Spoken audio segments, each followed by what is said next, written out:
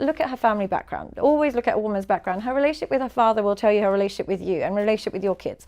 And this is something men really overlook. And I think they're a bit stuck in America because everybody is raised by single parent homes. It's quite difficult to find a woman that's got a good relationship with her father. But men and women who have good relationships with their father, it does something to their self-esteem and it does something to their marriage unit.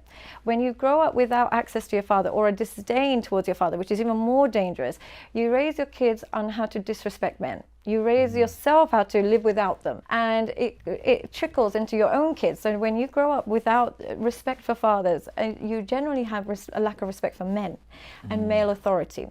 There has to be some male authority in your homes. Has to be. Somebody has to say, no, it's too late. Get the kids back in the house.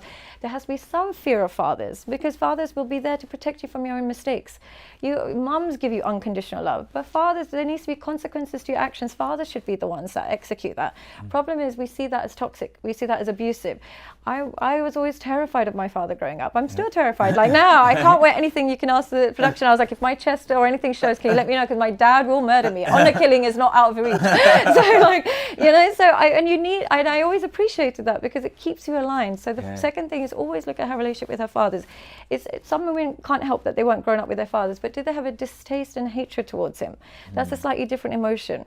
It's very difficult to hate your father without your mother's influence. So there would have been some toxicity passed on to her about men in general. It doesn't just stop at fathers. It extends to men in general. Wow. So if she really hates her father and you really hate your father, chances are you bond over that. You say, okay, me too, we both got these, but you'll create children that dislike their fathers.